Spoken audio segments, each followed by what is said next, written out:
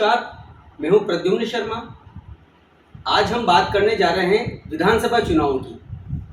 जैसा कि विधानसभा चुनाव निकट है, सरगर्मियां तेज है और राजस्थान में दोनों ही जो प्रमुख पार्टियां हैं, कांग्रेस और भाजपा, अपनी अपनी रणनीति के साथ मैदान में हैं। दोनों ही पार्टियां प्रदेश की 200 विधानसभा सीटों पर अपने प्रत्याशियों को उतारने के लिए अपने अलग अलग स्ट्रेटेजी के साथ शीघ्र ही सूचियां तैयार करने में लगी है और जल्दी ही दोनों पार्टियों की सूचियां आने वाली है। हम बात कर रहे हैं आज राजस्थान की सबसे चर्चित विधानसभा सीट झालरापाटन की, जहां से पूर्व मुख्यमंत्री वसुंधरा जी चुनाव लड़ती रही है। 4 बार वे यहां से चुनाव लड़ी है, भारी मतों से जीती है। कांग्रेस ने उनके सामने जो उम्मीदवार उतारे हैं, पूर्व प्रदेश अध्यक्ष कांग्रेस के सचिन पायलट, उनकी माताजी रमा पायलट यहाँ से चुनाव लड़ चुकी है, मानवेंद्र सिंह जी चुनाव लड़ चुके हैं। इस सीट पर आज इस विधानसभा चुनाव के लिए 24 के आसपास प्रत्याशी चुनाव मैदान में कांग्रेस से टिकट मांगने के लिए तैयार है। इन्हीं में से टॉप मोस्ट जो प्रत्याशी हैं, चुनाव के दावेदार हैं, उनसे हम बात करते हैं। राजेश गुप्ता करावन मेरे साथ हैं। आइए हम बात करते हैं कि वो इस चुनाव के बारे में, अपनी दावेदारी के बारे में क्या सोचते हैं और इस क्षेत्र के विकास के बारे में उनकी क्या विचार है। राजेश जी, आप इस सीट से चुनाव लड़ने के लिए दावेदारी आपने करी है। लंबे समय से आप विद्यार्थी जीवन से राजनीति में सक्रिय रहे हैं। मैं आपसे एक सवाल पूछना चाहता हूँ कि यहाँ से वसुंधरा जैसी कद्दावर नेता चुनाव लड़ती रही है, जीतती रही है, उनके सामने आप अपने आप को कहां पाते हैं? किस तरह से आप इस सीट को निकालकर कांग्रेस को देंगे? धन्यवाद पत्रकार जी, आपका स्वागत है। जैसा कि हमारी पार्टी ने लगातार प्रयास किए कि झालरापाटन विधानसभा एक ऐसी विधानसभा है जब वसुंधरा जी लड़ती है, तो पार्टी का पूरा फोकस भी स्वाभाविक है कि ऐसी सीट पे होता है। तो पार्टी ने प्रयास किए कि सेलिब्रिटी आवे और एक माहौल बने। तो पार्टी ने रमा पायलट, मानवेंद्र सिंह जैसी सेलिब्रिटी को उतार कर पार्टी के पक्ष में एक माहौल बनाने का प्रयास किया। लेकिन इस बार नीचे विधानसभा से और जिले के कांग्रेस कार्यकर्ताओं की एक ही मांग है कि इस बार जिले से और इस क्षेत्र से एक ऐसा प्रत्याशी आवे, सेलिब्रिटी की बजाय जो हमारे दुख सुख में हमारे साथ खड़ा हो। तो उसी थीम पर मैंने 32 साल से अपना एक सार्वजनिक जीवन एनएसयूआई यूथ कांग्रेस जिसे कैडर बेस कहते हैं, उस कैडर बेस के रूप में कांग्रेस पार्टी में अपना सार्वजनिक जीवन किया है।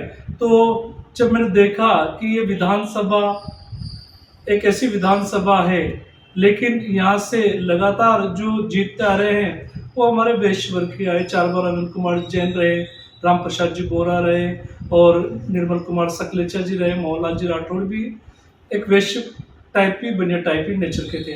तो ये विधानसभा एक व्यावसायिक नेचर के लोगों को सपोर्ट करती आई है। तो सारी चीज़ें मैंने देखी और मेरी भावना है कि मैं क्षेत्र के लोगों की सेवा करूं। तो सारी चीज़ों को एनालिसिस करने के बाद मैंने तय किया है कि मुझे इस विधानसभा से वसुंधरा जी के सामने चुनाव लड़ना। राजनीति में जैसा कि हम देखते हैं कि हमारी इच्छा है 30 साल से सार्वजनिक जीवन, 30-32 साल से, कि हम सेवा करें इस क्षेत्र की, लोगों की।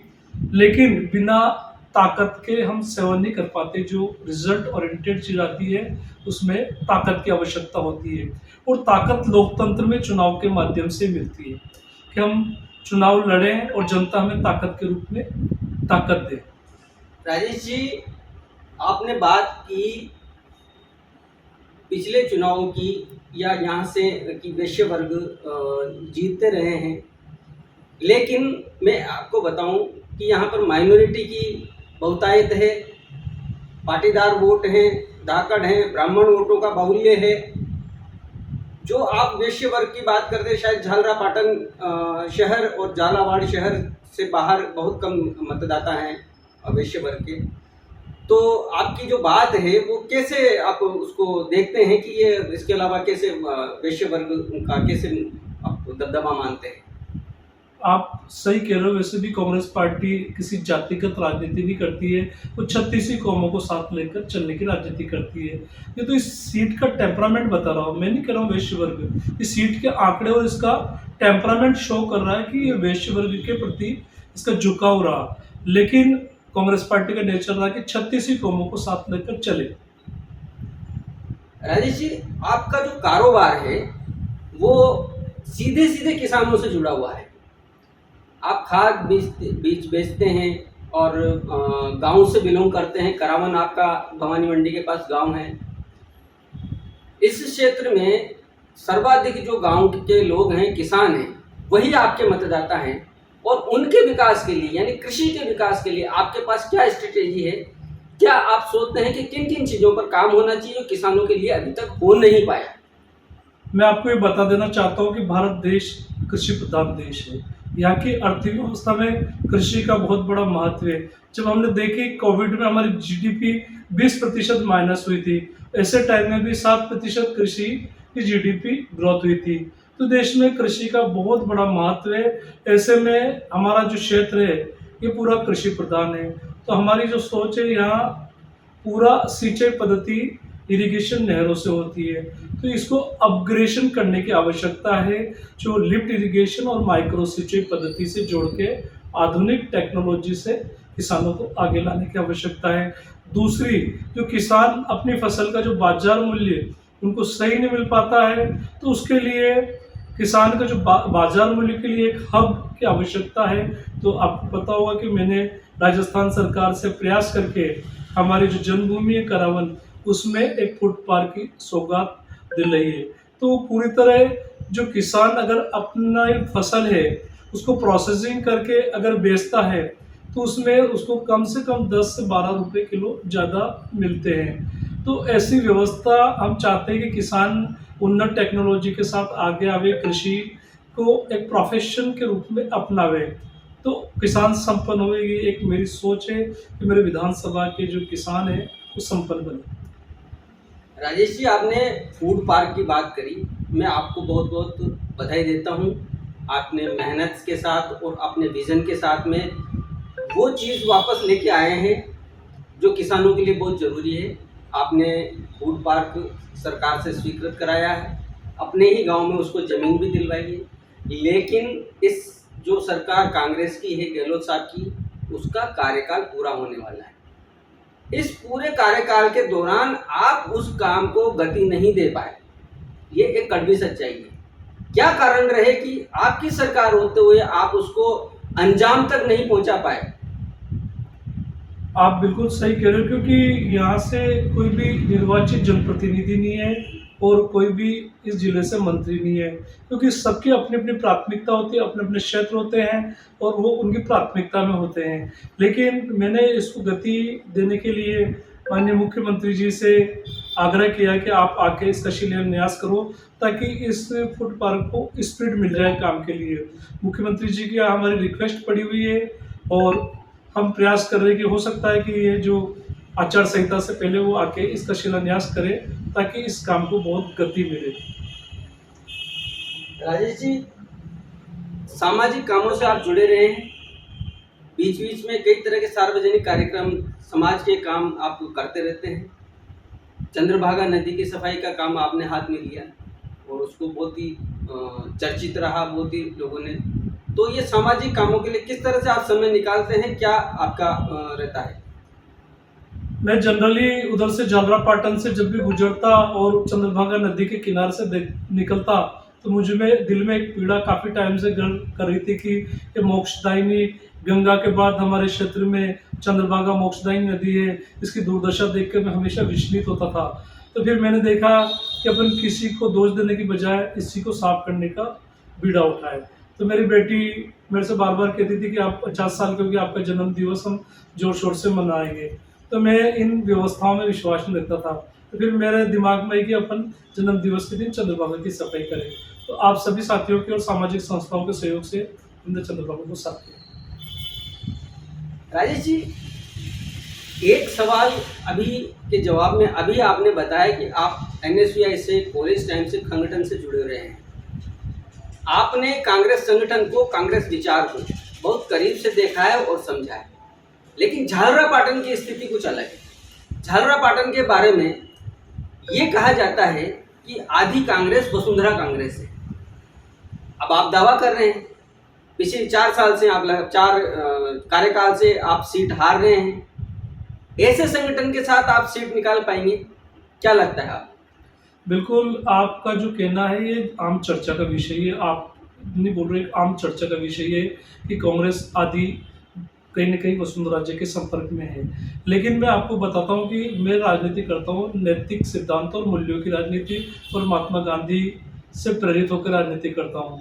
तो मुझे विश्वास है कि इन सब व्यवस्थाओं को मैं ठीक कर दूँगा, और मुझे जब भी भारत में उदाहरण है, इस लोकतंत्र की अद्भुत उदाहरण है, जो भारत का लोकतंत्र है, ये अद्भुत है कि यहाँ जो बड़े-बड़े लोग हैं, उनको जनता ने दिखा दिया कि जनता आती है, सिंहासन खाली करो।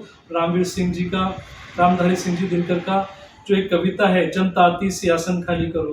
तो वसुंधरा जी के लिए इस बार निश्चय से हमारी लोग मुझे कह रहे हैं, क्षेत्र के लोग, गाँव के लोग, आम लोग, जो कोने के लोग हैं, युवा है, बेरोजगार है, किसान है, महिला है, जिनसे मैं मिलता हूँ, उन सबकी पीड़ा है कि इस बार इस क्षेत्र के लोग नेतृत्व करें, एक ऐसा आम आदमी नेतृत्व करे जो हमारे बीच में से उठ के जा रहा। तो कार्यकर्ता की पीड़ा समझे। जब कार्यकर्ता किसी मंत्री, नेता या किसी अधिकारी का जब इंतजार करता, तो जो अंदर बैठा होता है उसमें पीड़ा होनी चाहिए कि मेरे से बीच में जो बैठा आदमी वो बाहर इंतजार कर रहा, वो पीड़ा मुझ में है। तो मैं मेरे कार्यकर्ताओं को सम्मान दिलाऊंगा और जो क्षेत्र की जनता उसको ताकत दूंगा। राजेश जी, संगठन में आप पीसीसी के सदस्य हैं, बहुत महत्वपूर्ण जिम्मेदारी आपके पास है और आप सक्रिय हैं, लगातार संगठन के कामों को मजबूती देते रहते हैं। इसके अलावा सरकार ने आपको एक और जिम्मेदारी इस कार्यकाल में सौंपी है, वो है जन अभाव अभियोग के सदस्य आप रहे हैं, और इस महत्वपूर्ण जिम्मेदारी को निभाते हुए आपने कई सारे नए अनुभव किए होंगे। क्या लगता है इस जिम्मेदारी को आपने किस तरह से पूरा किया और क्या क्या अनुभव आपके सामने आए? जैसे ही मुझे जन अभाव अभियोग निराकरण समिति का सदस्य माननीय पुखराज पाराशर जी ने बनाया और आदरणीय मुख्यमंत्री अशोक जी गहलोत ने बनाया, मैं उनको धन्यवाद देता हूँ कि मुझे जो जिम्मेदारी दी है उसको मैंने एक नई पहचान दी क्षेत्र में। जैसे पहले यहाँ से 2 अध्यक्ष रह चुके हैं जन अभाव अभियोग के, उनसे भी मैंने एक अलग हटके जो लोगों की समस्या है, ग्रीवेंसेस है, उनको उस पीड़ा को समझा और लोगों की मतलब एक उदाहरण पेश किया। जैसे कि हमारे पास एक बताता हूँ कि बकानी का एक बच्चा आया था जो हमारी जन सुनवाई में बोल नहीं सकता था, सुन नहीं सकता था। हमने उसका इलाज कराया, उस जन सुनवाई के माध्यम से उसकी जो पीड़ा को दर्ज किया और उसका इलाज 9 लाख रुपए से भी ज़्यादा, आज वो बच्चा बोल सकता है, सुन सकता है। तो ऐसे कई हमने माइलस्टोन उदाहरण पेश करके कि और लगातार हम लोगों की समस्या सुन रहे हैं और लगातार हम हल कर रहे हैं। और हमारे विभाग ने भी एक प्रक्रिया बना रखी है कि हम 181 पे आप कोई भी समस्या दर्ज कर सकते हो, पोर्टल है, SOID है और CM ग्रीवेंसेस है। CM को भी आप जो ग्रीवेंसेस भेजोगे वो ये डिपार्टमेंट सुनता है। उसके अलावा भी हमने मैनुअल बना रखा है, पहले गुरुवार को ग्राम पंचायत स्तर पे, दूसरे गुरुवार को उपखंड स्तर पे और तीसरे गुरुवार को जिला मुख्यालय पे। ये हमारा एक प्लेटफॉर्म है और इस प्लेटफॉर्म से हम सब मिलकर और हम समस्याओं का निस्तारण करते हैं। आपने बीच में देखा होगा कि राजस्थान ग्रीवेंसेस में पूरे देश में नंबर 1 रहा समस्या को हल करने के लिए। तो हमारा डिपार्टमेंट लगातार मतलब लोगों की समस्या को सुन रहा है और काम कर रहा है। अभी भी आपने मुझसे चर्चा में बताया था कि पूर्व जो अध्यक्ष रहे हैं जन अभाव अभियोग समिति के, श्री कृष्ण पाटीदार जी हमारे जिले से ही हैं, जिलाध्यक्ष रहे हैं भाजपा के। आपकी मुलाकात हुई, उन्होंने आपके कार्यशैली के बारे में, आपके काम के बारे में क्या कहा, वो मैं चाहता हूं कि श्रोताओं को आप बताएं।